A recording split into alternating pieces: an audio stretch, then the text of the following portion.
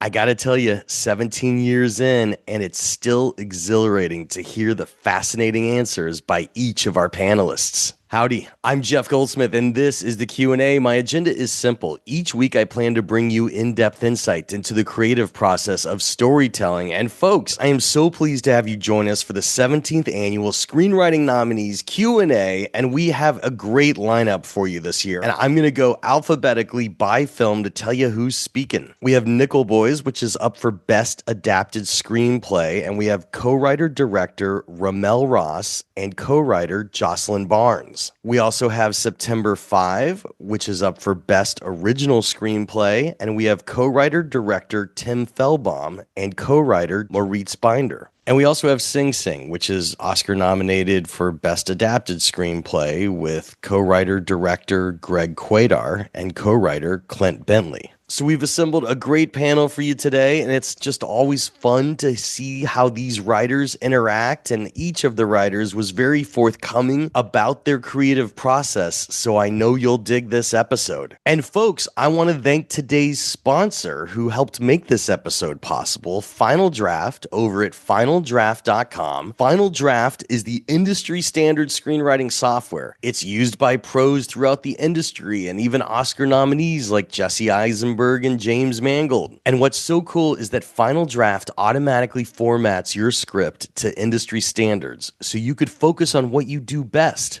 Writing. And this is really cool. You could use discount coupon code QAPOD25. That's QAPOD25, and that will save you 25% off Final Draft for a limited time only. And the offer expires on April 30th, 2025. If you'd like to learn more about Final Draft and you're curious all the great things Final Draft has to offer, head on over to www.finaldraft.com to learn more, and thanks for supporting our sponsor. Of course, while you're surfing around online, I hope you also check out Backstory Magazine over at backstory.net. We are turning 13 this summer, and we couldn't have done it without you. And hey, it's a great week to check out our site because our Oscar issue goes live. That's right, we have interviews with fantastic cinematographers, editors, of course, screenwriters, including today's panelists answering different questions. And inside the pages of Backstory Magazine, not only could you read all the screenplays of the Oscar nominees and the WGA nominated screenplays, and there is a difference between those two, you could also read the contenders screenplays as well. And really, we're just getting started with our Oscars issue because we're a digital magazine and we're going to continue to expand it with new TV articles and new current cinema articles. So we encourage you to check back on our site to see what's new. If you've never read us before, you could test drive us by reading our free issue at backstory.net on a desktop or laptop or via our iPad app, Backstory. And if you like what you see, and I hope that you do, you could use discount coupon code SAVE5, and that will save you $5 off a one-year subscription. Of course, always remember you could get a gift subscription for the storyteller in your life, but remember, once you click through the checkout card at backstory.net, your gift will be sent immediately. So make sure you're timing that properly for when you want your recipient to know you got them the greatest gift in the world.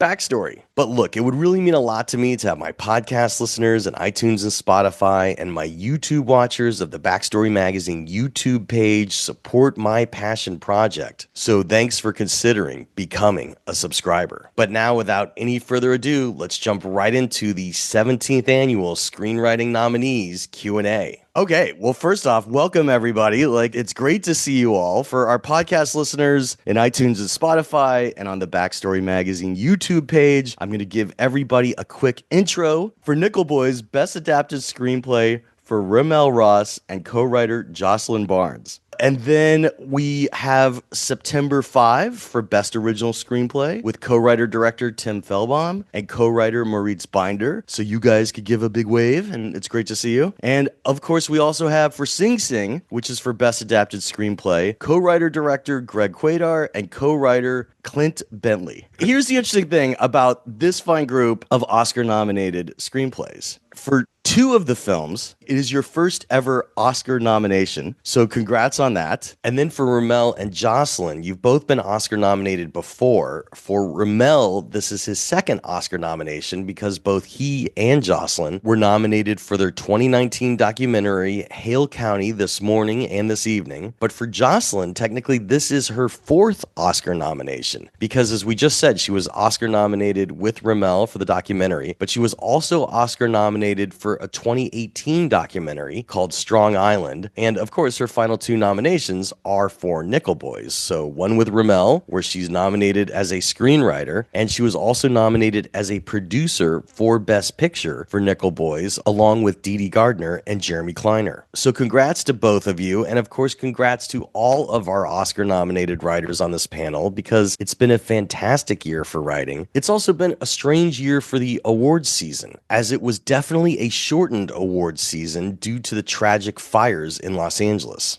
There's been a lot of activity, a flurry of activity, a rush, and everybody kind of has their films put up on a pedestal. But for our listeners, I would love to kind of take you down a level and make you human yet again and show that everybody, it's not easy for anyone. So here's my first question. What was your darkest moment as a writer in your career, or your darkest moment writing this film? A moment where you weren't sure if this film was going to be made, or you weren't sure that you were going to work again. After you tell us the dark moment, for inspiration's sake, tell us what inspired you to keep going. So we are going to start really quick, and we're going to keep it in breakout view. We're going to start with Moritz and Tim. Okay, that's a tough question. I can tell you the darkest moment of the project, because that's easy to say, because when we approached the research and the project, we were broadly researching like in many perspectives. So we tried to tell a story about the police, about the politicians, also about the media, but it was a very multi-perspective script, and we researched and we started writing, and we wrote like 4 drafts, I have to say, with like 170 pages each to get like this project right. And then when it comes to financing, it was too expensive. That's a simple reason. It was way too expensive to get it financed. And the German studio pulled the plug because it said that's this approach is too big. That was devastating. I mean, getting after 1 year, the plug pulled was devastating. But what came out of it was that we thought, yeah, it was kind of unfocused. I mean, it was research and it was interesting, but it was kind of unfocused. And then Tim and I said, okay, what's in there that we really loved during the research? What really was something we could relate to? And then we said that was the media aspect. It was the role media played that day, because we could connect to the questions they had to ask themselves and the obstacles they had to overcome. So we opened the final draft document, and we kind of deleted everything that was not related to the media. And I had like 20 pages left, but we loved those 20 pages. This could be something we can work with. And then we started digging really deep into research in the media aspect. And then that's where we found our eyewitness, Jeffrey Mason, and he told us his story and his perspective. And this was the beginning where we thought, okay, this could be a project again. And then we asked the producers to say, give us a couple weeks. I don't know how many, like 3-4 weeks. And then we came up with a first draft again, strictly from that perspective. And from then on, this journey started. But this moment when I remember when Tim called me, and I was heartbreaking to hear, okay, your project just ended here. And yeah, that was the darkest moment, I have to say. That's crazy. Yeah, Tim, I just want to add that it's a good example of I'm sure this whole group knows that, like, sometimes a limitation actually that you get from the outside can lead to a more interesting creative process. So we found that very distinctive perspective to tell the story from. And that's, I think, one of the biggest lessons that I learned from this, writing this or doing this project, is how important perspective is in a movie. I'm sure we'll also talk about that in your guys' films. I mean, I'm also curious to hear if you guys also included the perspective as Nickel Boys, also if that was already in the script, because you have another very distinctive form of taking a perspective. So no, but for me that was the biggest lesson, like, and then really go deep into research in that field. And this movie became also a film about rather what you don't see than what you see, in that almost Hitchcockian idea, right? Like, they are so close, but they don't see the actual tragedy. That's great. And was there anything else dark in your career that you wanted to mention to show that it's never easy for anybody? Oh yeah, no, Your darkest day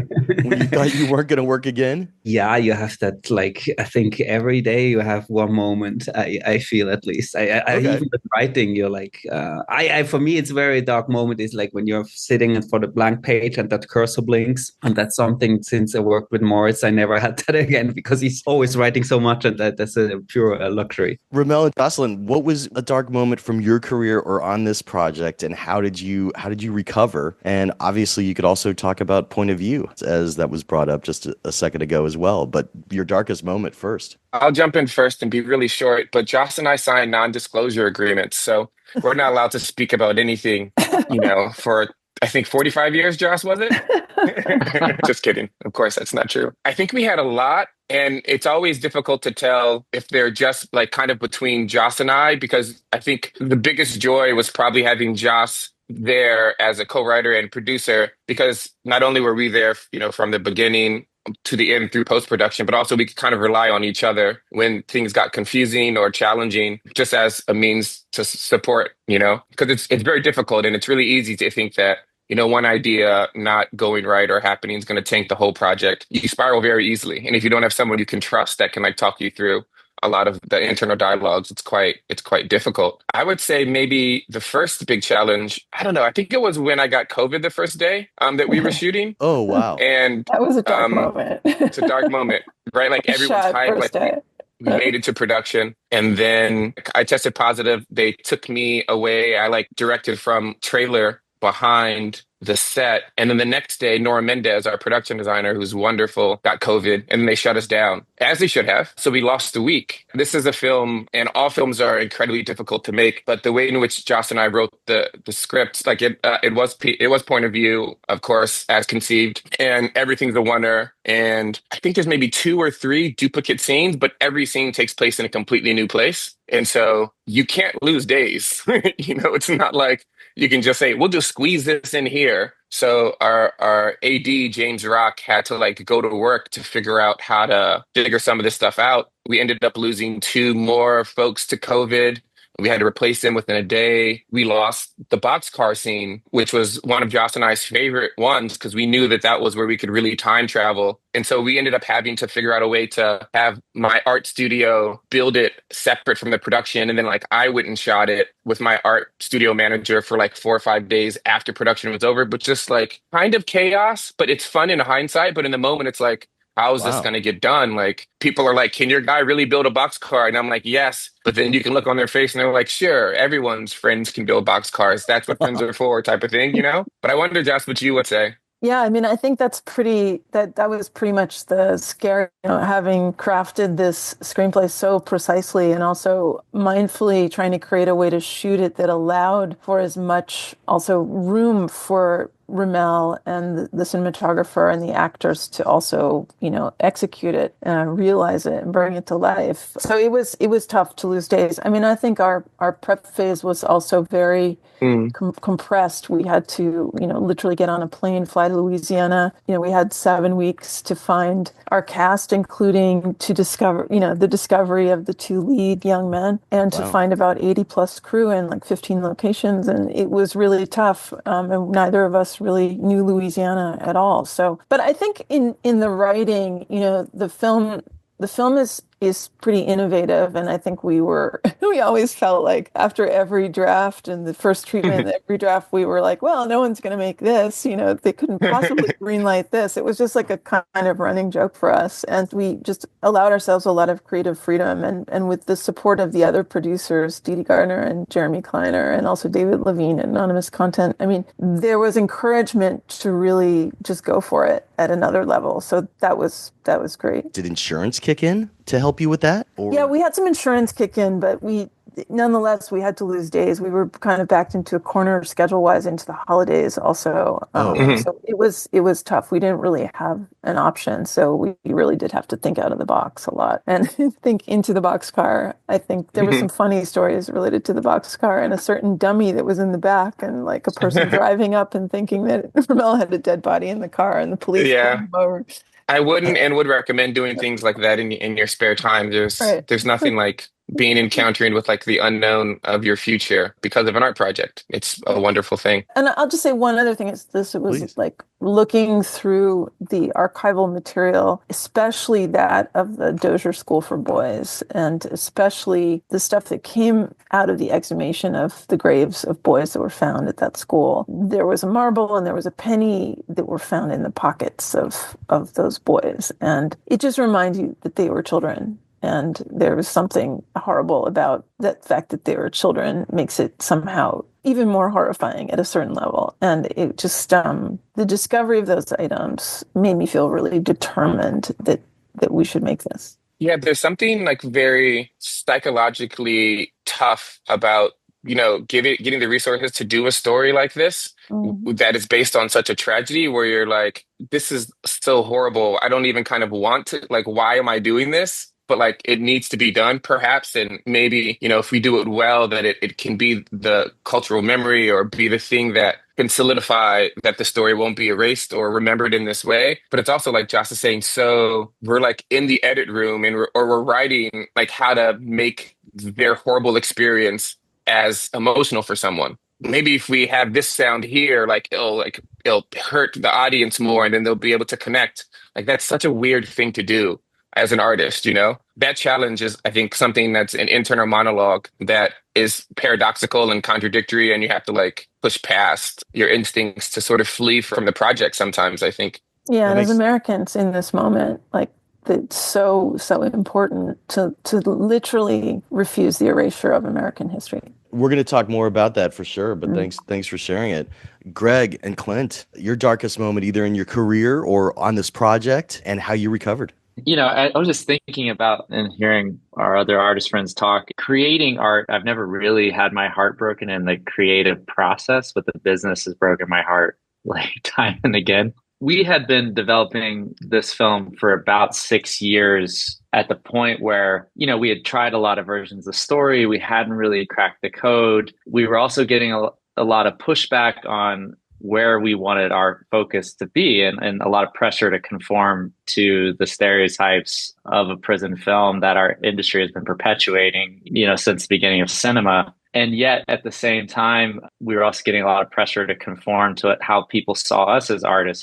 My first film was more of a thriller genre movie. And that was the thing that the industry wanted to buy from me. And those voices get a little louder and you're starving and you want a job. And we had taken a film that was the what should you do next in the eyes of the business. And we were getting ready to shoot. We were about a week from moving to Central America for hard prep, and the whole movie imploded, a week before. I just remember being it just drained the whole tank. Like I just kind of had nothing in me to create and no desire to create. And yet, because Clint and I are both separate directors and we write together, Clint was in a very kind of buoyant, full creatively. We were writing his next movie at that time. And I just got out my notebook and I was gonna write something, maybe something old, maybe something new. But as I was looking at the blank page, I realized I've been asking this question of what should I do next for a really long time, and it gotten wormed its way into my ear.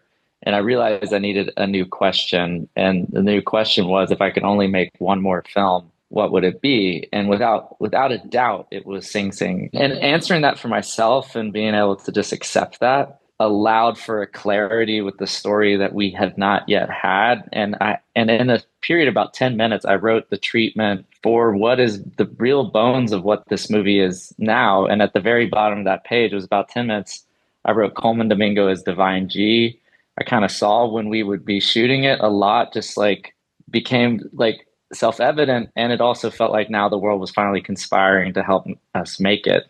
So Clint, same question to you as Greg. The thing I was thinking about is and the thing I wish I had been told maybe as a younger screenwriter, filmmaker, is that a lot of times, when you watch a movie of someone's life or something, they've got the deep, dark moments and then they figure out how to get past it and then they move on and everything kind of clicks into place after that and everything really comes together. But the reality is there's so many of these and they happen so often. A couple of other folks have touched on this, but I think especially in the writing, with our first film, Trans-Pecos, that we wrote together and finally got made, we did 5 page one rewrites on that where you just throw out everything and start again. With Jockey, it was 3.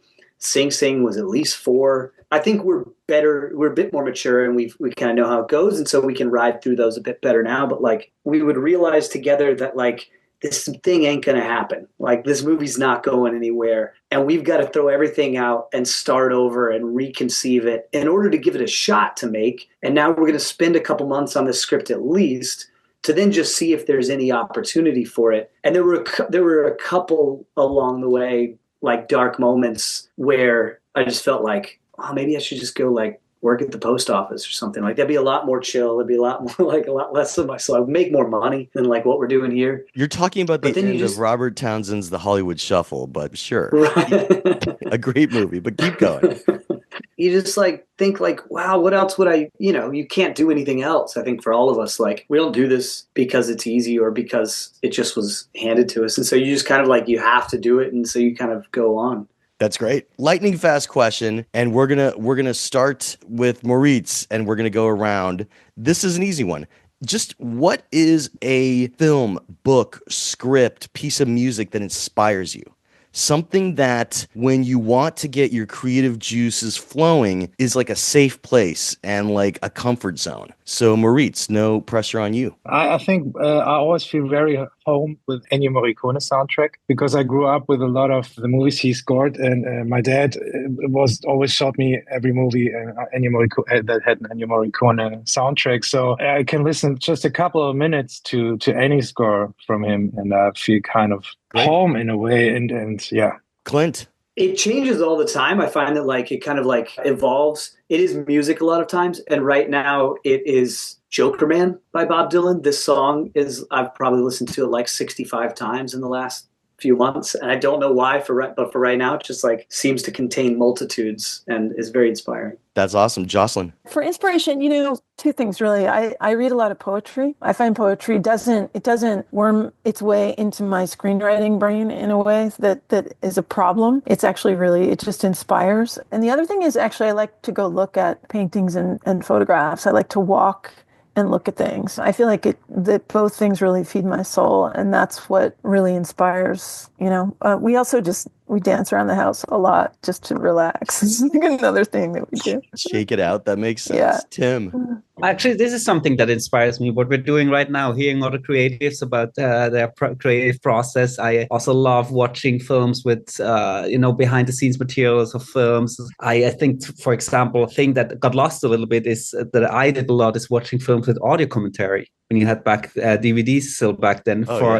a lot of the approach and how we shot September 5, I learned from watching another film with audio commentary. So hearing other creatives talk inspires me a lot. RaMell. I mean, you're asking impossible questions, which I'm sure you know, and all of us are going to think later about how we probably could have said something else and maybe regret it, maybe not, send us into a spiral. We'll wake up in a sweat. This is your fault, Jeff. I will say I'll just regret it and say it, but it's true. Like Allen Ginsberg's Howl, it's a 29-minute poem, but it's so unbelievable, and always reminds me that we can never, this is my opinion, of course, that we can never actually do the thing. It's about like putting time and effort and like creating a monument to the thing so that you're always proxy. Like you don't need to be literal. You just need to get to the impression of it for someone. And the language is so floral. I think he's speaking to the failure of language by trying to use it as much, like that type of sensation. That's a great example. Greg. The more like regular practice would just be like riding my bike and listening to movie podcasts and interviews, like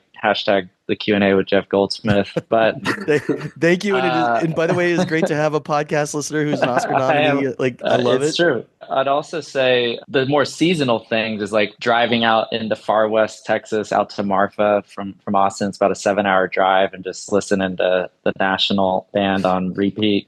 Clint's been subjected to that many times with me, or being at a film festival, honestly, and just like when you're not there with a movie, when you're there just to see as many films as you can, just sort of live inside of a movie theater. And then you're also feeling very competitive and just being like, okay, I got to make my movie now. I got to get out there again. Great. I've done a lot of work to kind of pair why this is such a great team. And the other films were invited, but you guys together here is just a great pairing because your films have these commonalities. And one of the things that we're going to talk about right now is that first 10 to 15 pages that probably led to your Oscar nomination. And we're going to start with Joslyn and RaMell. You had incredible pressure because you are adapting a Pulitzer Prize winning novel.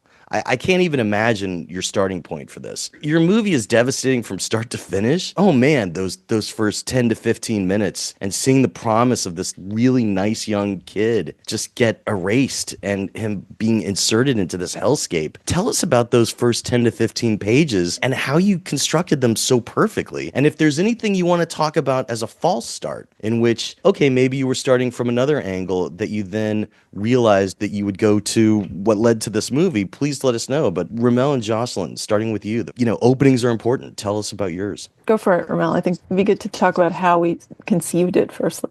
Yeah, what a process it was for us because I say this genuinely because the book is so powerful and the book is so Coulson. The adaptation process, of course, seems impossible, but also the premise in which we were going to make the film or write also seemed kind of improbably funded, that we were both like, we were freed, but we were also sort of challenged in a really specific way. I think that our desire to sort of have the audience like live simultaneously with the characters and to give the characters an agency outside of the narrative was kind of the most fun and the most challenging. We're like, okay, everyone knows the story, which is why one reason why it's so powerful. The way Coulson does it is why it works so well. Let's like strip the story down or distill it, we would say, and find out what its essence is. And then we'll populate the film with like images that are, we call them adjacent images and epic banal images that are moments of life that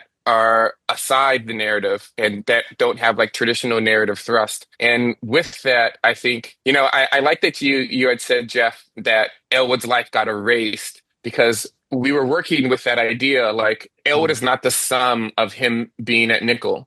And he's not the sum of these things that happened to him. He's really the sum of his relationship with Hattie and with MLK. And so we wanted to figure out a way to have his life be extended through point of view and through these sort of dilated time moments, these images, and then have that be absorbed by Turner. And so essentially Elwood is living, like he dies, but he lives. Maybe this is a spoiler, I'm saying. Surely everyone hasn't read the book or watched the film. So I apologize to anyone listening. Sometimes when you speak off the cuff, you ruin things. But with that idea, I think the writing process becomes one of like trying to imagine as someone, not imagine watching someone. And the distinction, may not be one that everyone even makes when they're writing. But it's interesting to think about when we watch film. I think it was like my first revelation in terms of my relationship to cinema is that, we fundamentally judge people because we're watching them. Like it's the nature of taking in information. We take it through what we would do, our life experience. Hopefully we're thoughtful enough to not let that be conclusive, for that to just be, human nature. And then we're actually engaged with what the person is and their ethos or whatever. But like, how do you make a film in which the person who's watching so synced with the character that you're not allowed to judge? You just have to take the momentum of reality in the same way you take the momentum of reality with yourself, in which you don't question it and you make sense of it later on. I kind of forgot the question, but I think I said some stuff that's a good on-ramp for Joss to get in there. You did, Joslyn. Anything to add on your opening? Yeah, I mean, I think, and RaMell, you said that so well. Really, it kind of goes back to the question of what inspires you.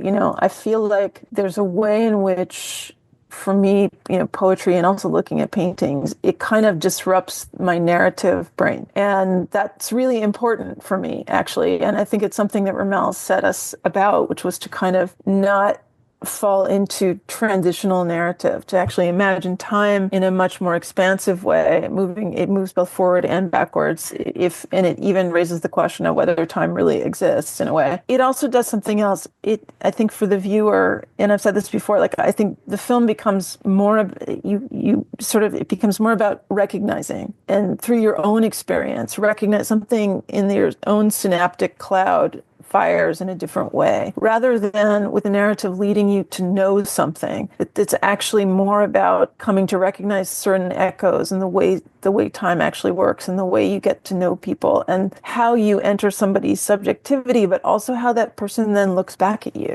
It's really different. than, just observing. And we always say in documentary that, we like to make films with people rather than about them. And I feel like we actually brought that into this experience in an intentional way. It was a way to also kind of really mirror how people experience the world. And that has a lot to do with what you recognize. It's also why we didn't have any on-screen violence. We thought we could really respect the experiences of the people that went through this real-life horror at Dozier by respecting the audience's own imaginative capacity and just inviting them into the process of helping to put together the story and what they recognize in their own minds. So that's the reason for a lot of these choices, and they were very, very specifically made. Yeah. Right. No, I mean, that's an interesting choice because, we see them pulled over in the car and we know that he's going to probably get the fall for being in the wrong place at the wrong time. But you then time jumped. In our minds, we were able to connect the dots of how he ended up at Nichols. So, yeah, it was strong and it worked. Clint, but isn't that awful that you can connect those dots? Oh, it's terrible. And it says so much about your our movie society. gets worse. I mean, that's what's so devastating is exactly. This is a hard drama. Because that's his high point, being in a car going to the school of his choice for this great education and then just seeing it all ripped away. That's his high point for what you show us the rest of the movie is. So yeah, crazy. Greg and Clint, getting the reader to keep reading past those opening pages. You got to have something engaging. What do you think set aside your script for the opening 10 pages of Sing Sing? Well, part of that 10-minute lightning bolt was that was the first thing was okay, the image of a man on a stage that under a spotlight that could be anywhere, giving a monologue and sort of embodying those words and being tremendous, and then moving backstage and the celebration of that, and then slowly deconstructing to reveal where we are and putting these, coming from the euphoria of these shows, the kind of come down to putting these prison greens back on and being defined as a number again. And that took 6 years for that to emerge, but that was something that we were always taken by whenever we would, see a performance at Sing Sing and it would happen, with the audience there, you would have the cast have this sort of magical moment of joy and connection, and then to celebrate with pizza and interact with the audience and sometimes their family members, and then to be lined up for the count and taken back to a cell, then all of a sudden, becomes intensely gutting. And then the only antidote to that for the members of this program was to start dreaming about the next show. I mean, that's what's so amazing about the movie is that you're showing the lifeline that they have that maintains their sanity while being incarcerated.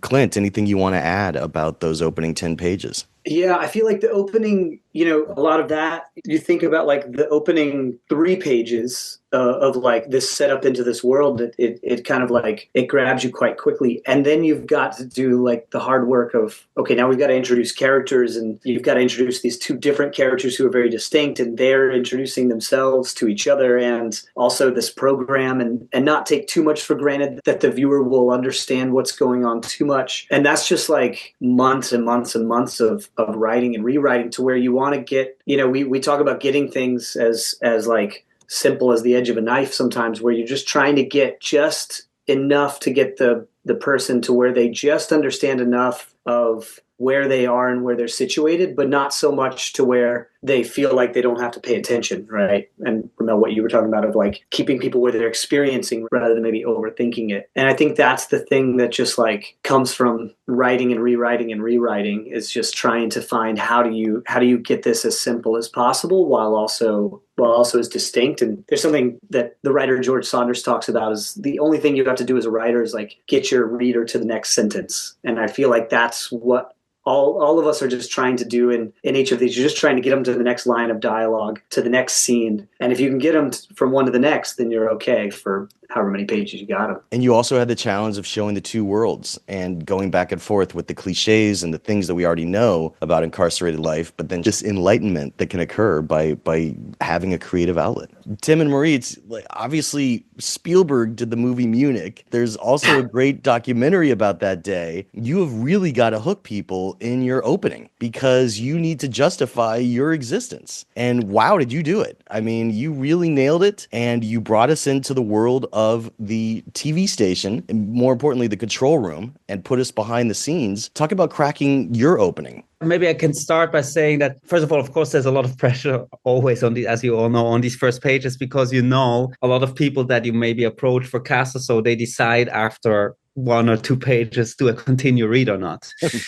So it's like a lot but for us, it was important that from the very beginning on, you get a feeling of this, because in a way, the whole machinery, our film is about a machinery, also the machinery of broadcasting, in our film, like the machinery of sports broadcasting that suddenly made the switch from reporting on these Olympics to reporting on a crisis. And we're confronted with all these big journalistic ethical questions on the way. And for us, it was also about the technical apparatus, the film, to portray that analog world of television making. And so we had on the first pages also to give the reader a feeling of that, being in their normal routine. And that was also a joy to write all of that, what we learned in research, what I've been to a lot of these control rooms of sports broadcasts, let everything be there. But then also we wanted immediately to give the reader an idea of how the whole film should feel, like how our eyewitness told us that for them it felt just like a constant rush that they were in. So that should already be in the very first pages, that the feeling should be there. And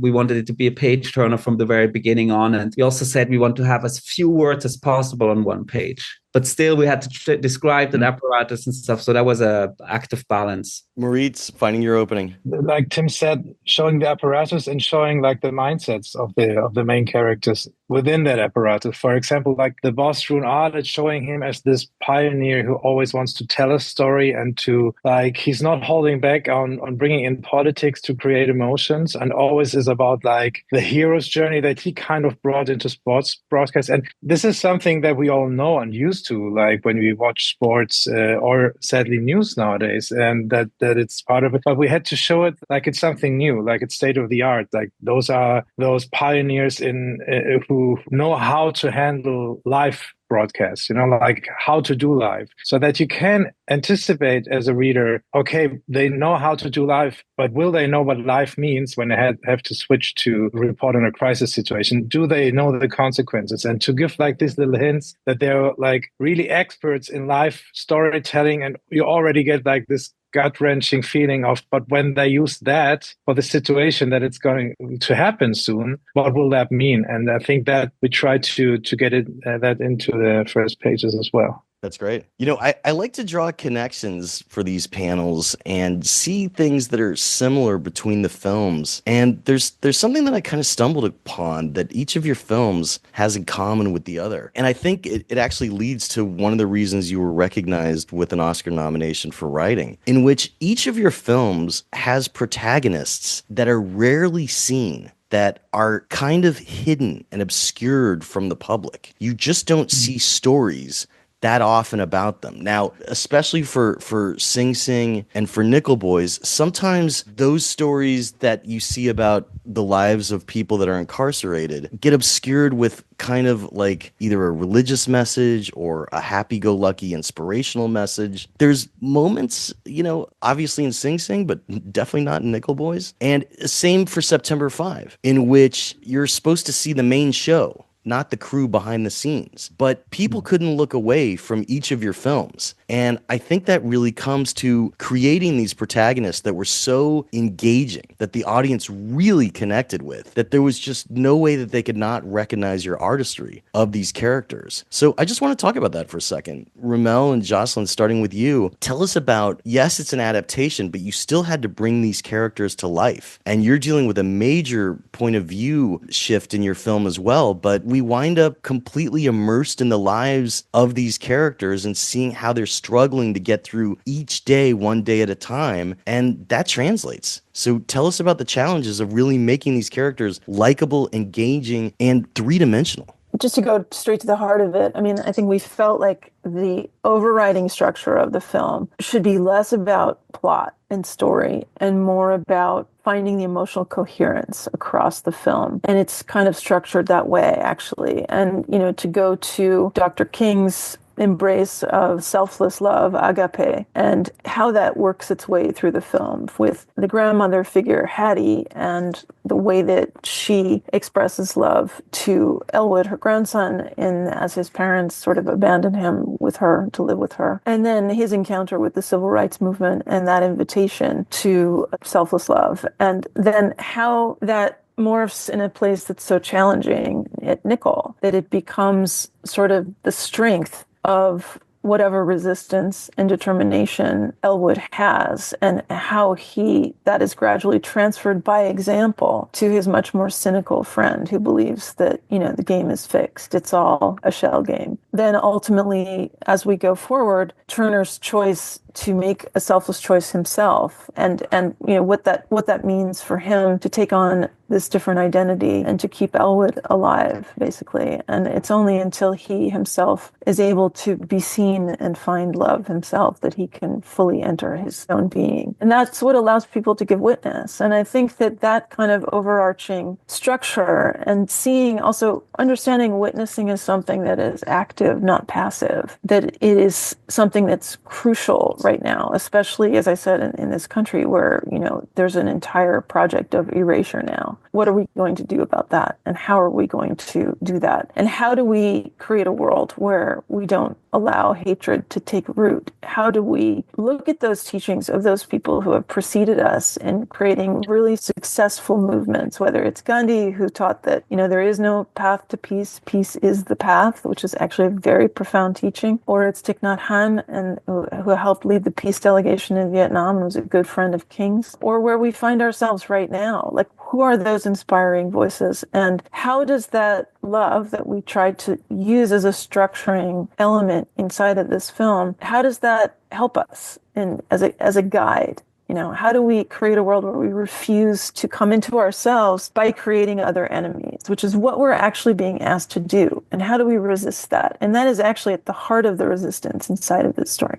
That's great. RaMell. Trask, I've heard you talk a bunch about these things, but I think the way you articulated it, I'd much rather think about what you said than ramble on, filling in gaps that need not be filled in. Fair enough. We're going to go to Clint and to Greg. People think that they've seen these lives before of incarcerated men maybe finding a hobby, but this is not a hobby. This is a lifeline.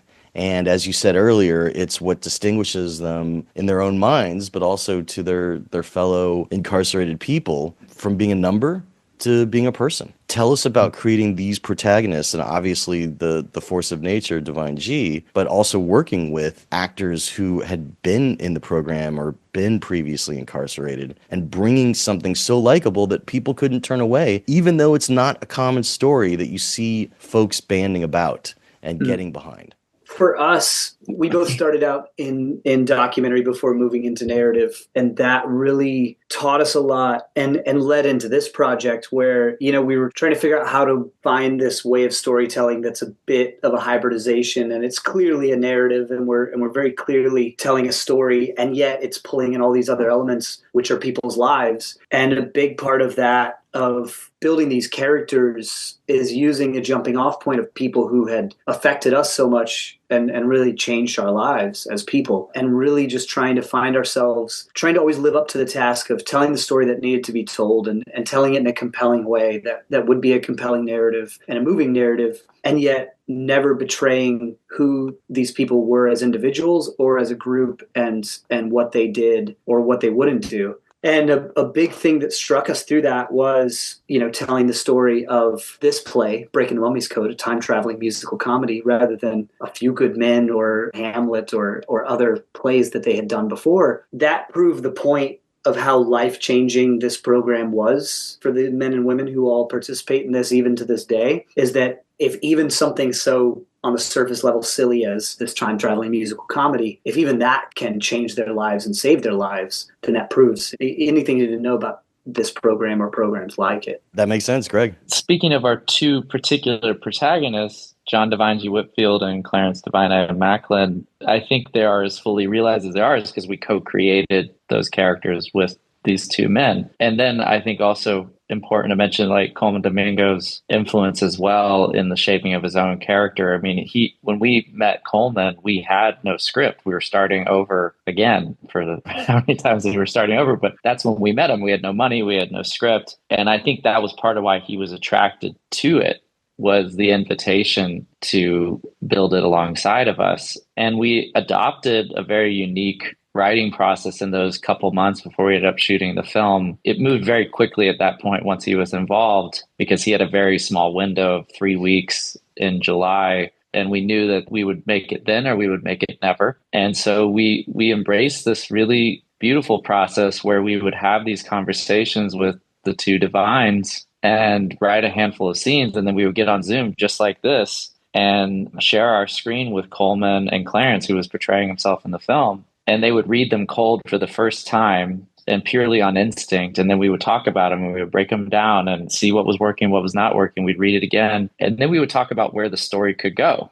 And then we would go away and write. And so we were writing and rehearsing in tandem, which I think allowed for particularly those two characters to both feel so fused to the performances, but also the chemistry was also growing in that time as well, and it allowed it to feel so alive when we got to set. I mean, it shows in every frame, and the fact that you use non-actors, people who had been previously in the program or in programs like it or previously incarcerated, also really added to these characters that otherwise, are often... Well, non-actors... These men have a tremendous amount of experience. It just happens to be the exact setting of our film. They had years and years of training with amazing volunteers and put on a lot of stage productions. They just had never acted in front of a camera before, and that was the unique transition that we did.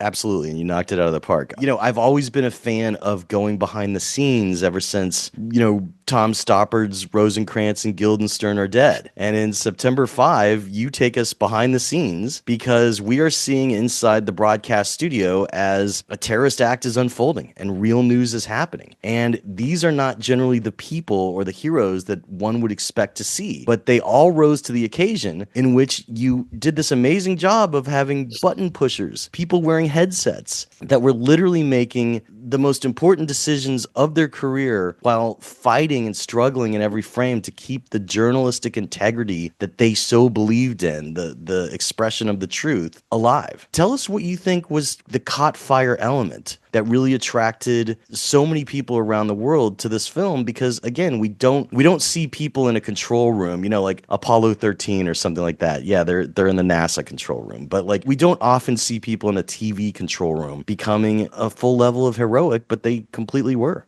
Moritz, starting with you. At least that's what I took from working on the movie, and it was kind of the initial spark as well, is that the questions that they had to ask themselves, like these ethical questions, they are very relevant today. But not only for journalists, but also for everybody who has a smartphone and is on social media, and it's kind of part of the news cycle in a way. And this is something that I really liked about that. And with that, we immediately thought, okay, we can't be didactic. Is that an English word? I think, yeah. We can't be really didactic about the ethics of media coverage, because we wanted that those questions are like in your head when you leave the theater. So we were really eager not to give strong answers, because that will kill the questions. Because then you think okay, somebody solved it for me. Case solved. I go home and have dinner now. We wanted those questions to be alive in the heads of the audience. So I think what we try to achieve with the characters is that, because you have mostly two kind of journalistic movies, either it's a hero story or it's criticism, and which human beings in a situation they've never been before, that you kind of relate, or at least think, what would I do in that situation? And see how they had maybe 10 seconds to ask themselves the biggest question they had to ask themselves in their life. So I think being true to the moment and being true to the circumstances they were in, that was the approach we liked. And we were thinking about giving them maybe a private character arc or something, because this is something you think of like when you start writing a screenplay. What's the arc? But then we said, no, that's not really appropriate. It's them in in that situation, in that place, reacting on something and bringing their whole life to that moment. But we necessarily don't have to know about their whole life. We just see how they are reacting in that moment. The character development was always under that one bigger goal to keep the question alive and not be too didactic or to tend to telling them as heroes or to criticizing them in hindsight. Tim, any thoughts on your characters? I'm going to follow RaMell's example. I'm going to say that not too much that I can add to this. Perfect. I want to get personal on our next question for everybody. What was the most personal moment for you in your screenplay that you're proud that it got in, that really, unless somebody knows you, unless somebody's inside your head, yes, we enjoyed it as an audience, but we don't know what it means to you. So sometimes in the past when I've asked this question, people, cite a location, a prop, a line of dialogue, something that really was a part of their life that they wanted to get on the screen. And, it could be anything. There's no right answer. But what was the most personal moment in your screenplay? And RaMell, no pressure on you because we're going to start with you. It's a pretty personal project. I think reading Coulson's book, one thing that Joslyn and I realized right away is that we could kind of use the baseline imaginative space that I had as a child and kind of still have as a foundation for the images to sort of emerge into space because, of course, I see but I see myself as Elwood and I see myself as Turner.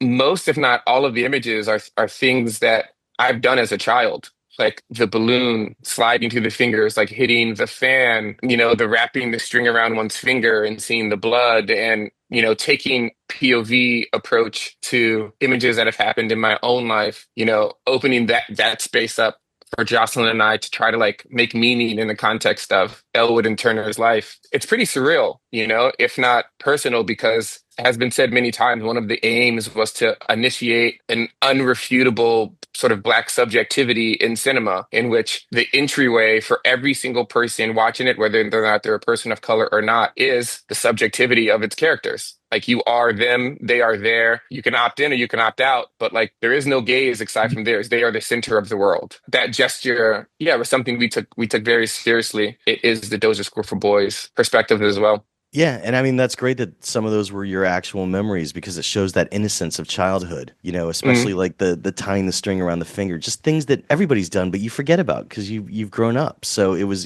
great to be able to tap into that. Joslyn, what was something really personal for you in your script that you would like to share? The scene when Elwood is taken to the White House and this moment of going to the images of what you come to realize as an actual photograph of actual boys who were at Dozier. There's something about the experience of that, I think, that was just so important, the way it was done, that it could be respected and that would be so mind and heart expanding. And also to just be what that does to you as a viewer, I think. For me, that was probably one of the most important things. I will also say I was really happy that some of the other things that we really wanted, the outer space images and the alligator and these things that we were able to keep coming back to. And that kind of the use of echoes, I think, was super important inside of the film. And I'm very, very happy about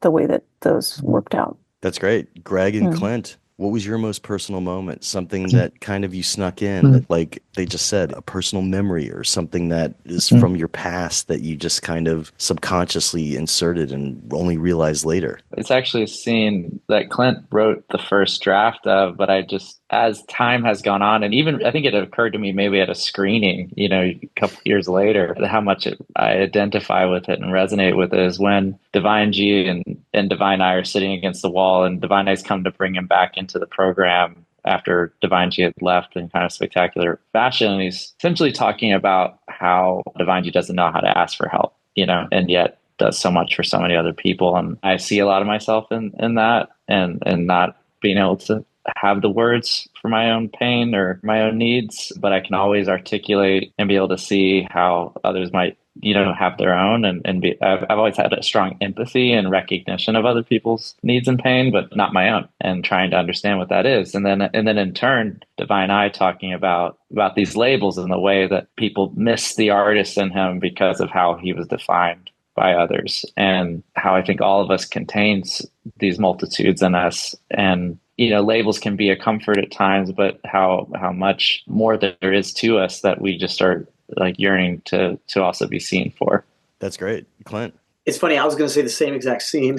Well, you wrote it, so go for it. No, but I'm not going to add a lot other than like, I think there's a lot of similar things that I'd say.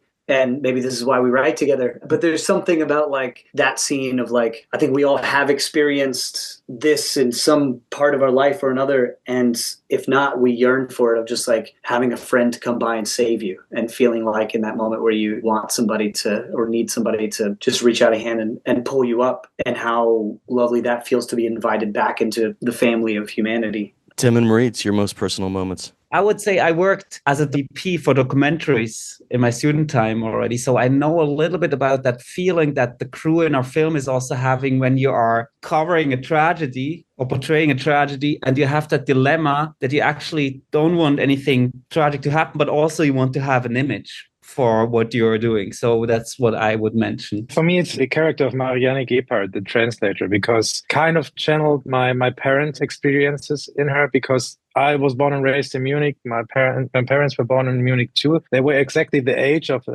Marianne's character back then, and they had also put so much high hopes in these serene games, these Olympic Games, to show like a new image, like a new liberal German image to the world, and seeing how like Germany failed and put their image above anything else that day. That devastation and the realization that change isn't something, change toward like being better, if it's as a person or as a nation, isn't something that is like a moment, it's a constant process you have to do every day. I think this is something that really resonated with me, and this is why I gave Marianne the maiden name of my grandma, because she suffered a lot because of what her parents did during World War II. So it's kind of these constant like moving forward and trying to be better, and not thinking that if you show like one moment showing that you changed, that's it. I think it's a decision every day. And this is something I tried to give that character, which was way too much like to play.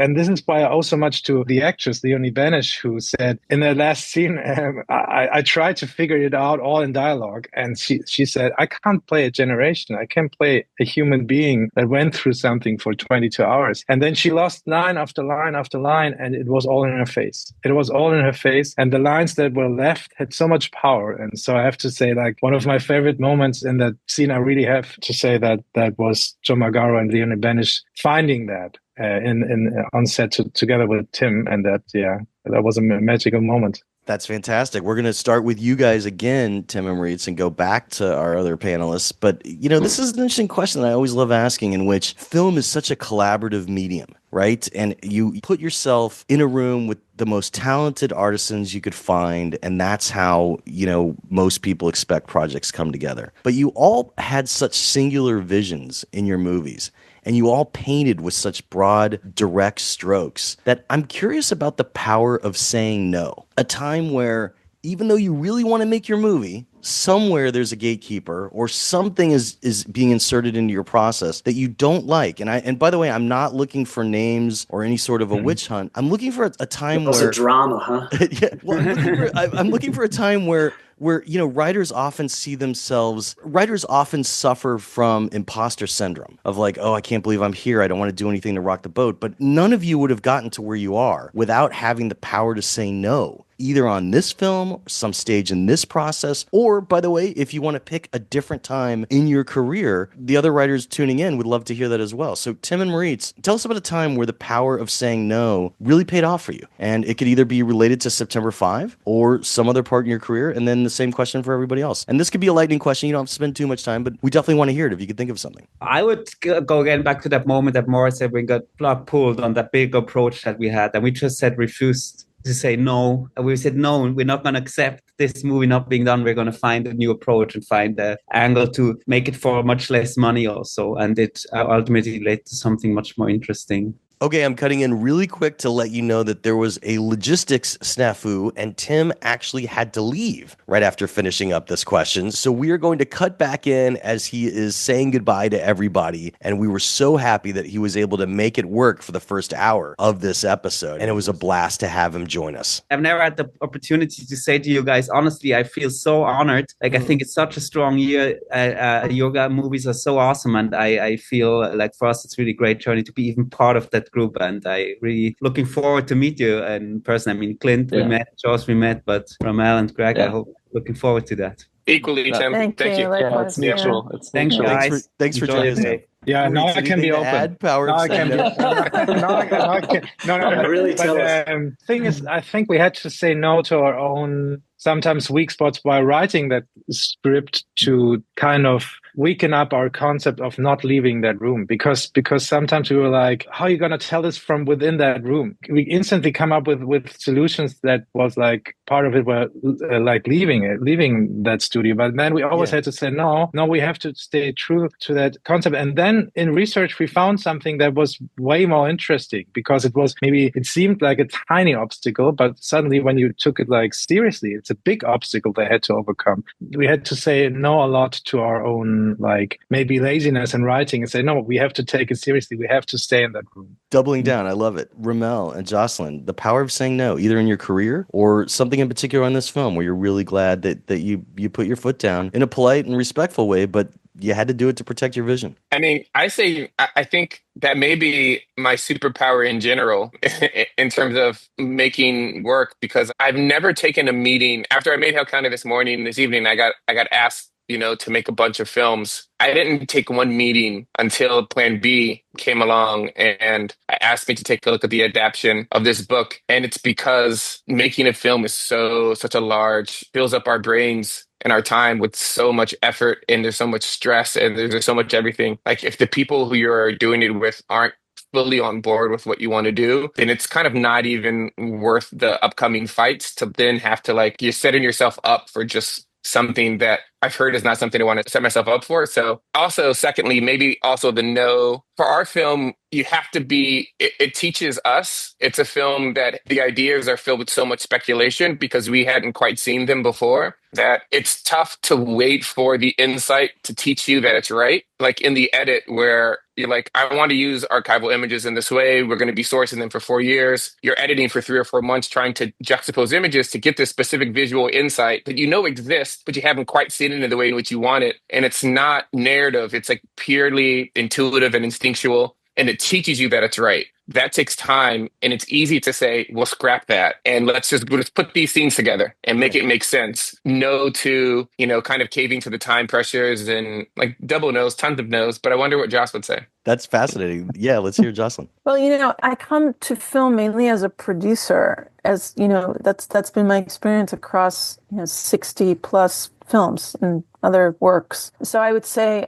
on the one hand, no is a super powerful word, especially when, as a producer, you're trying to ensure that a director's vision is being realized, and also that you're helping the filmmaker make the best film that they can. And sometimes that means also not agreeing and knowing how to say no together. The other thing is, of course, being on the receiving end of many, many no's, of people just rejecting constantly the mission that you've set out to accomplish, because it's too artistic or too radical in its vision or something that really is not the usual, and just learning to refuse to accept that. So it's a kind of double edged. I mean, and it was interesting, as a writer in this case, I think there was just one moment really in the writing process where somebody who we thought really understood something just went through the script and was like, you don't need this, you don't need that, you don't need this. And we realized that it was just a matter of actually that person not understanding something that we thought that they had understood. And that took a long time to fix. And eventually it was fixed and it was fine. That was a really scary moment. And I think at that moment, it was the one moment where I thought, okay, no.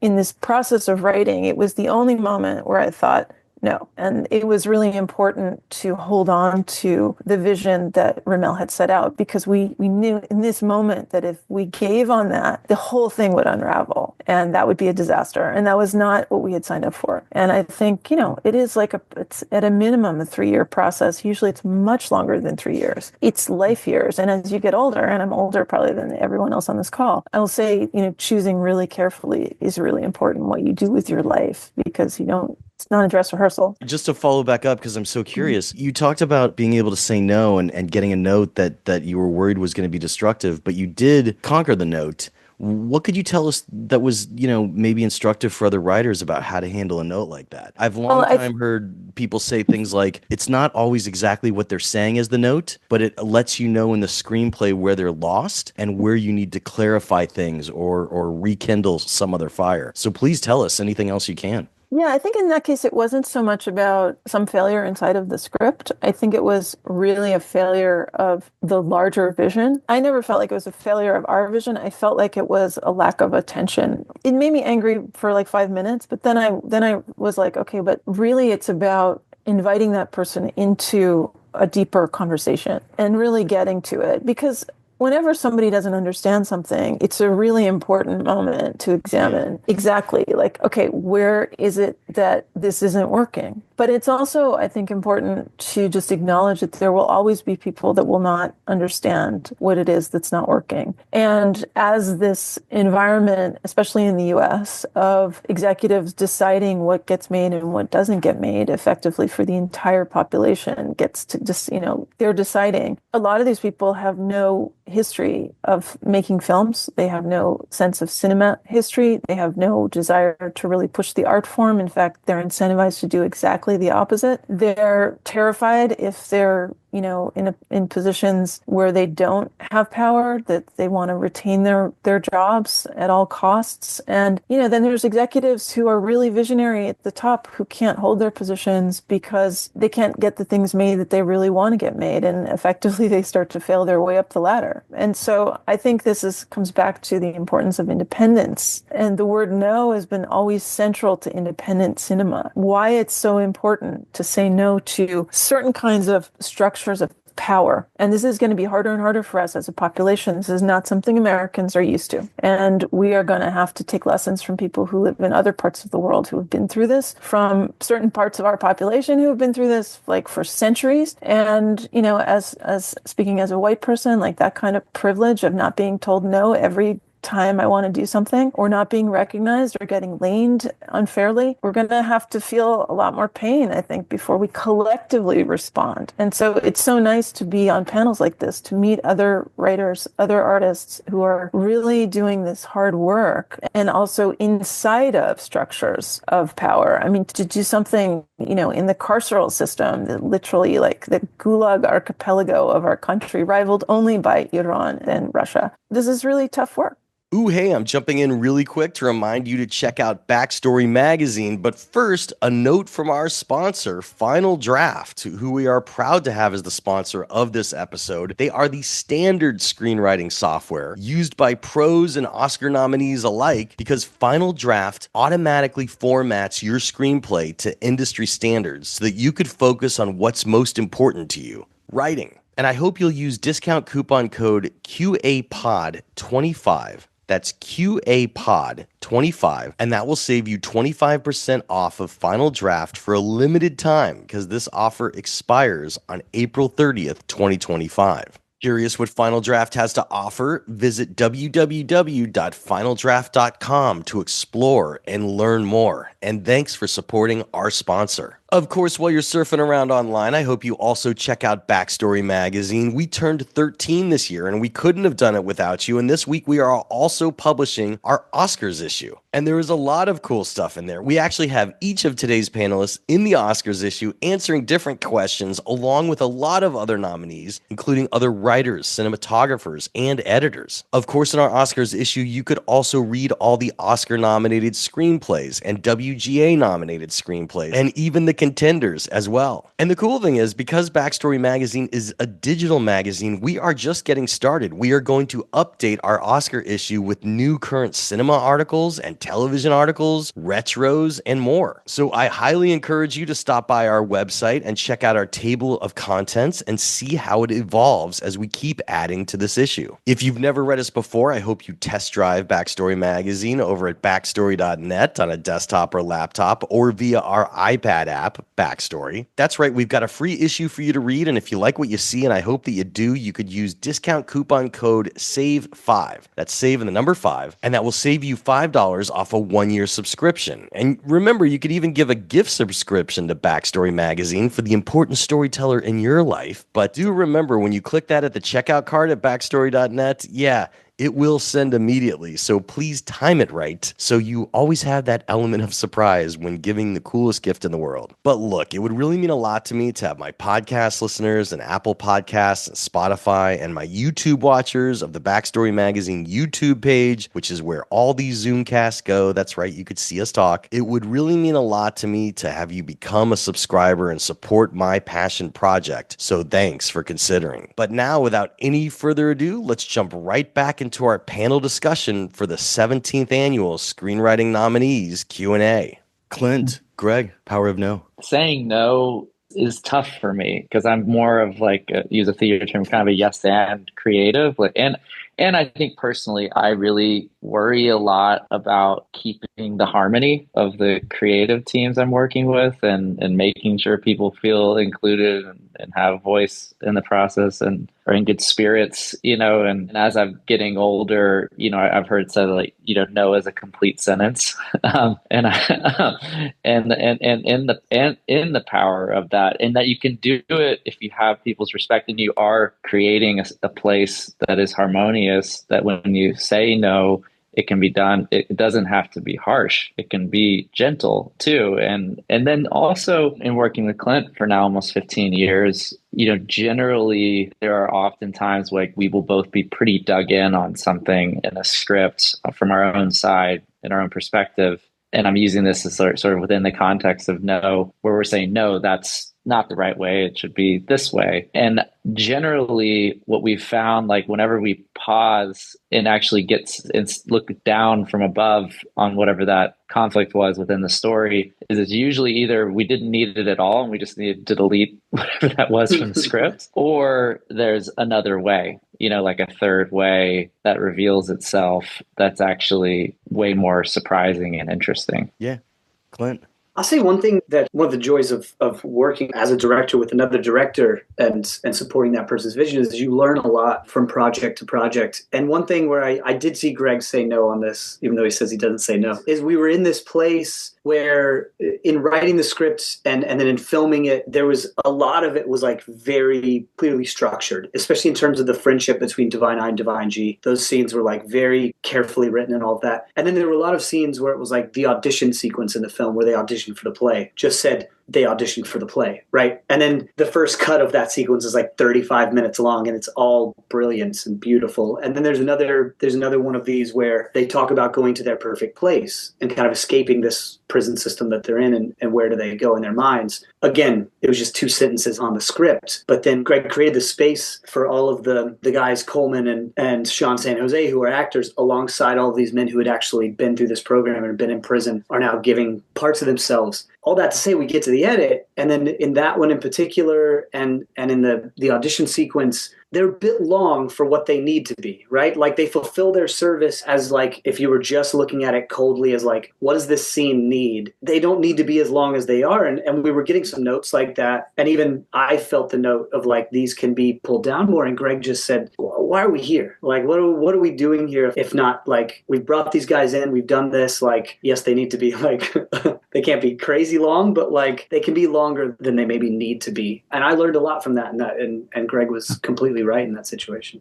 I'm just remembering this, but in the edit, anything that we had written ourselves, I was very not precious about. We cut it and not lose any sleep. But if it was something that was from a real story that someone had actually lived and we had committed that to film, like it just felt there was something sacred that was happening in that really, really fought to preserve. Yeah. Lightning question for you. This should be an easy one, but you're all great writers and you spend a lot of time thinking about your movie, but for all the planning that you could do, what was the happy accident? So starting with Greg and Clint, what was the thing that you realized it was going to change your characters, your story, your scene on the day, in the moment, that was the happy accident that all the planning of the world couldn't have accounted for, but you're so glad that it did happen? I'll say one for us that actually it made the script better. And it was one that we had this very strict time that we had Coleman for. We only had him for 4 weeks to begin with. And he was in every single scene in the movie. And we had these 19 or 20 days to shoot with him. And then there were things that got put on his time from other projects. He was filming with us in between doing The Color Purple and Rustin. And so his time kept getting trimmed out here and trimmed out there. And there was only so much we could do by kind of moving around things in the schedule when he was within every single scene. And then there was always the scene where Divine G kind of has his breakdown on stage and walks away from the program. And then the original script, we went with him. And then we saw him just kind of on an island and floating away from the safe harbor of this program. And then we just stepped back and we're like, okay, we're losing all this time. We really need to cut a week from his schedule. What if we just let our main character walk out of the movie? And the movie stays with these other characters. And we make the supporting character the main character now for a while. And then he comes into his own. And then that character goes out and brings our main character back into the movie. And it was better than anything we ever would have thought of otherwise. And it felt so alive and interesting. And I'm very proud of it. And also, we never would have thought of it had we not had to. Greg, anything to add, or are you good? Again, all the moments that our cast sort of spoke from their own experiences, they were devised in the sense that we knew that moments like that could happen, but we didn't know what the moments would be. And I'm just so happy we just had the space in the movie for those to emerge. I mean, it's all my favorite parts of the movie. Moritz, happy accident. As one coming from documentary, I think most of us here, which is very interesting. I studied documentary. I always knew that reality gives you the best moments. And so it was crucial for us to get that original footage, but it was really hard to get that original footage. And we got I think the green light was 5 weeks before shooting, but then we didn't get all of it at once. We got it one by one. And the last reel we got, I think it was 3 days or 4 days before the first shooting day. And in that, we found that scene. We only read about that moment where Jim McKay's interviewing one of the athletes that could escape that day. And we read about that moment in Jim McKay's biography, but we saw it for the first time. And we saw that they're losing the satellite in the middle of this thing because of this thing that had to go on with CBS. And we said, this is our movie in a nutshell. We have to use that. And we went to the producer and said, we need to open up the script again because we have to include this whole satellite arc. And it was the last weekend before shooting, and we changed it on Sunday and shot it on Monday.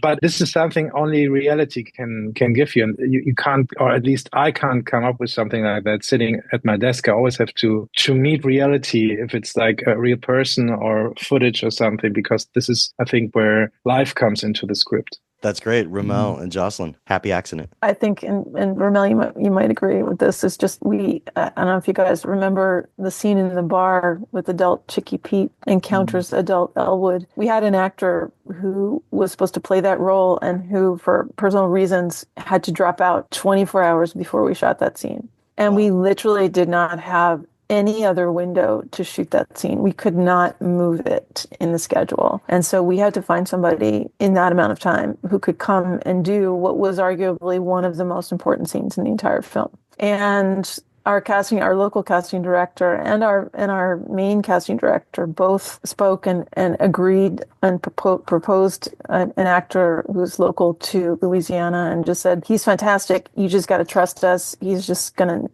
be fantastic. Just trust us. And we were just losing, or at least I was losing it, because it's also shot as a oneer. It's like it could be like a 10-minute scene. It's a lot of dialogue to learn in so fast also for someone. And Craig Tate came in and he did that scene and he just knocked it out of the park. I mean, everybody was watching, everybody was there. We were all gathered around. Everybody was losing it. And he did it again and again and again. And it was just it just absolutely floored me. I mean, absolutely floored me. And to this day, I'm like, and I know the other actor would have been great. But it was just, this happened. Yeah. And so we had to respond, and it was just incredible. That's wild, RaMell. I mean, I vividly remember that. I think the only edit I would have on the facts is that they presented two, and we couldn't tell the difference between the two because we didn't have, it wasn't enough time. We were we're not talking to them doing rereads. And so then we asked both casting directors, which one would you choose? And then they say what Josh said. They're like, I would go with this guy because, and we're like, I guess we have to trust them. Wow. But I would say my favorite happy accident is the last frame of the film is framed by this guy, Sam Ellison, who was one of our camera operators. And we didn't go into this process thinking that we would have a second unit. We thought we would have one. And then when we realized that, Jomo, when we were doing the rigging and figuring things out, he's like, we can get two of these cameras. What if we asked this guy, Sam Ellison? So we fought to get him, and we had another guy. And so then Joss and I came up with a bunch more imagery over the course of shooting that we would have Sam sometimes go out and shoot when he didn't necessarily need to be there. And it's a shot of Turner looking up at Elwood, and Elwood circles him and then reaches down and he pulls Turner up. And I'm like there to frame like every shot, right? Like I have to, like, it's a very specific aesthetic that like aligns with my personal poetic, blah, blah, blah, blah, blah. But I wasn't there for that one. And Sam came back and showed me, and I'm like, Sam, do it like this. And he goes back and does it. And then when we see the image, we're just like, Sam, what? It's unbelievable. Like, it's something that, if I framed it, it would be worse type of thing, like it's so like, I think maybe all of the conversation, like it just, whatever Sam did there was something that it had just accumulating over the course of shooting. It was towards the end of the 20-something days we had. And so it's just so beautiful that when you like trust someone to go do something and they come back and they just like blow your mind. That was like the happiest accident for me because it solves the film in a way visually for us. That's great. Well, two last questions, one serious, one silly, and you walked right into it, RaMell, so we'll just start with you. What would you guys say is the secret sauce of sticking your landing? Because, you have the audience invested in your movie. Each of your movies, could have petered out, but none of them did. That's one of the things that makes them so memorable is you really crafted a great ending. And it's all about those ending moments, but also the scenes leading up to the ending moments. What would you say is important about sticking your ending for RaMell and Joslyn to start with? I've got two really good ones. And these are ready-made because I've learned this over the course of making Hell County and this film. One, and this is very personal, meaning that, it's my opinion, is like have the intent be so important that it doesn't matter if you stick the landing because what you're doing has purpose outside of that.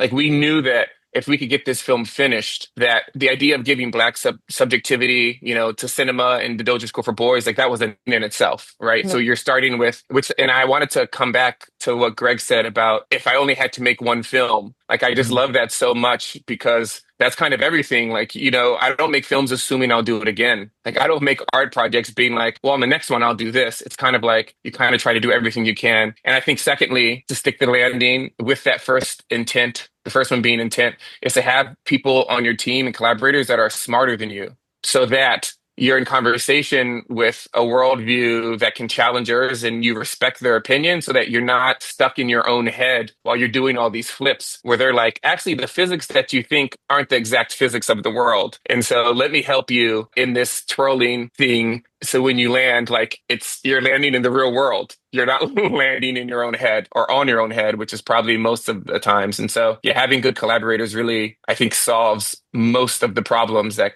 can come about being given creative freedom. No, that's great. And it allows you to trust the process as well because you trust your collaborators. And it's true, writers can get stuck in their own heads. So that makes sense. Joslyn, do you? Sticking the ending? I think RaMell said it best. And actually, sticking the ending for me is, it's like working with RaMell. Nice.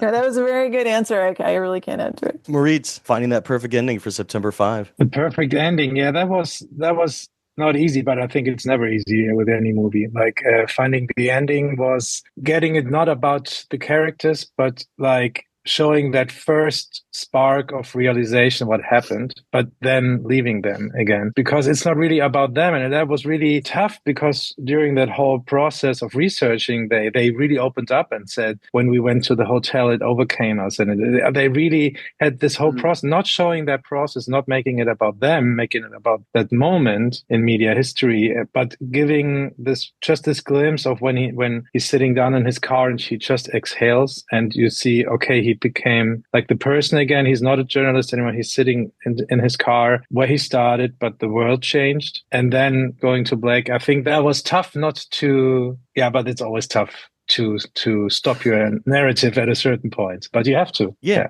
I mean, I could have seen you cutting to black when he turned the monitors off, which you do briefly, and shuts down the room. But you're right. Going to the car and exhaling gives that extra personal, emotional punch, which I think really the audience needed and made it for a memorable ending. Clint and Greg. Clint, correct me if I'm wrong, but I believe all 4 films we've made now together, the ending of the film is different than the one we started production with in the script. Is that right? This is ridiculous. But I was going to say the exact same answer. So please go on. No. Well, okay. So it's something that I think maybe if there's some lesson to be learned from it is like the ending we wrote in the script like works on the page, but then as we get to set and we start shooting, if you allow yourself to listen to the movie and listen to what's happening in real time and with your collaborators, we generally obsess over it and kind of find something better. And oftentimes it's on the day, which happened with Sing Sing, in that, Coleman, well, one, it was going to be set in a diner and not out on the road.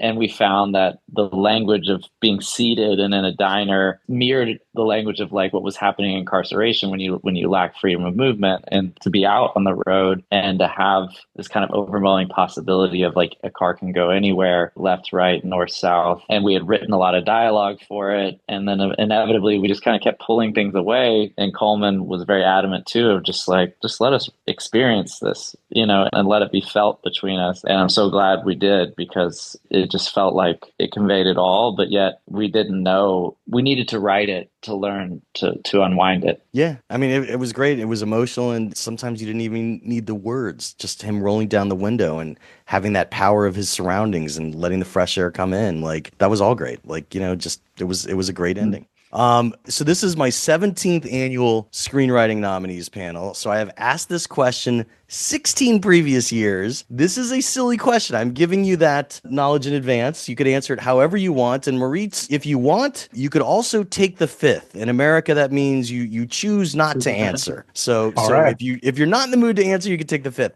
It's well known that in Hollywood, there are rewriters, and, sometimes they could make a script better. So my silly question to you, and by the way, you could also answer this as a fan, something that like you admired or wanted. If you were hired to rewrite any of the other Oscar-nominated movies for screenwriting, what's something that you would put in? A scene, a moment, a different take. It could be something serious as a fan. It could be something silly. I will start with you, Mr. Greg. Just trying to make enemies. Damn, I know. No enemies. No crazy. enemies. We've had some crazy. We've had some crazy answers. Have a good day. Yeah. We've had some crazy answers, but you could also take the 5th. Wait, did you say me first? Yes, Greg. Yeah, Greg. Oh, it's gonna be a headline. This is like the stuff. I know. You got it, Greg. Don't hold back. It could be any movie, Please torpedo yourself. Not just this panel. Sometimes people, because you're all writers, your minds are actively working when you're seeing movies. Yeah. So was there another scene that you're like, oh man, I wish we had that, or not? I'm taking the 5th. Greg's taking the 5th. Clint. I think it's something that I think he probably has. It's not within our adapted screenplay. It's in Anora. And I'm sure knowing how Sean works, he probably has this. And I would just love to see more of it. I could watch 3 more hours of Anora. Just more of Mikey Madison's character at home, on the train, stuff like that in between, before things go haywire. There's just that moment where she's on the subway, just going home after performing and everything. I love it. That's so special and just like says so much about that character that I'm like, yeah, I could get another hour of this film and just watch some of that along the way. That makes sense. Backstory, because Anora's so on, like in the spotlight, the whole movie. How is she in her quiet moments? That's perfect. Moritz. I don't really have to add something. The only thing is that the intermission at Brutalist is way too short, because it's not possible to get get to use the bathroom and get. You can't get a full cigarette. Yeah, that's the thing. And I was adding a lot of pressure to me to make it back in time. But I seriously, I made it back like 2 seconds there because there is this countdown, and like it was 2-1, and I was sitting down.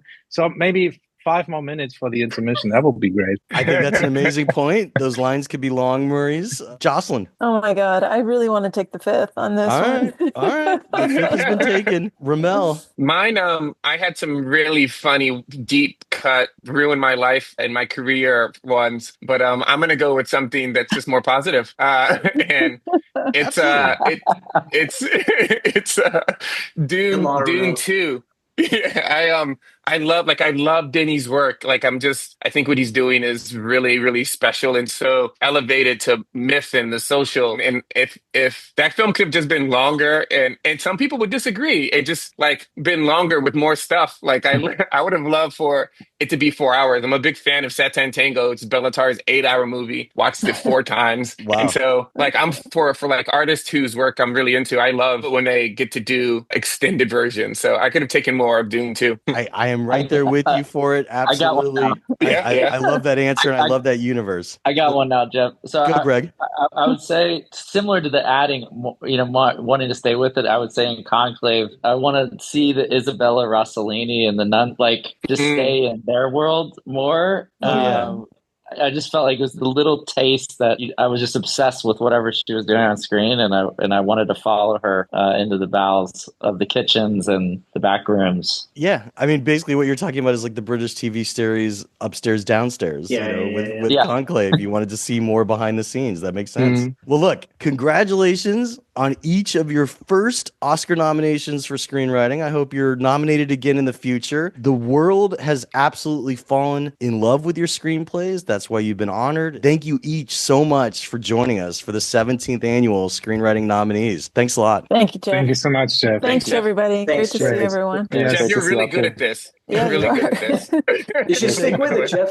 Yeah. I think I'm going to stick with it. And that's how the Q&A went down. Special thanks again to all of our panelists, including from Nickel Boys, RaMell Ross and Joslyn Barnes, from September 5, Tim Fehlbaum and Moritz Binder, and from Sing Sing, Greg Kwedar and Clint Bentley. It really meant a lot to me to have each of you share your insights with us. And of course, special thanks to all the publicists who made this very difficult to coordinate episode happen as well. Couldn't have done it without all the talented publicists out there. So really thanks to everyone for helping make the 17th annual Screenwriting Nominees Q&A go so smoothly. Of course, I would also like to say thanks to our sponsor, Final Draft. Final Draft is the industry standard in screenwriting software used by pros and Oscar nominees alike, and Final Draft automatically formats your script to industry standards so you could focus on what you do best, writing. And remember, folks, there is a coupon code for you. It is QAPOD25, and that will save you 25% off of Final Draft for a limited time because that ends on April 30th, 2025. You can visit www.finaldraft.com to explore and learn more, and thanks for supporting today's sponsor. Of course, while you're surfing around online, I hope you also check out Backstory Magazine over at backstory.net. We are publishing our Oscar issue this year, and it's our 13th year,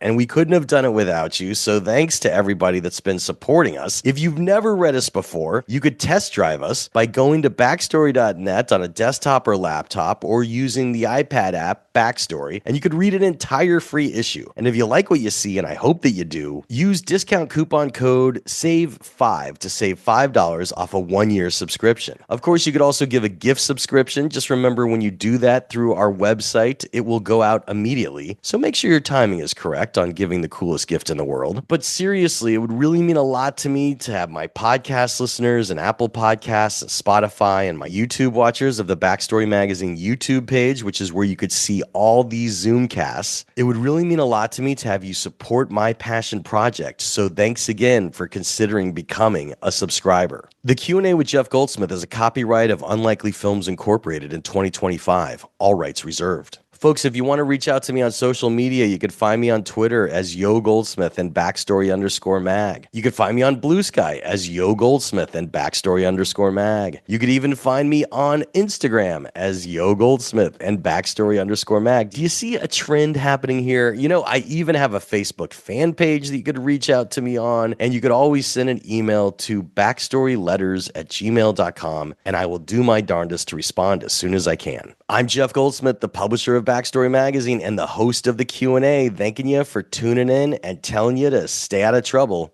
Till next week.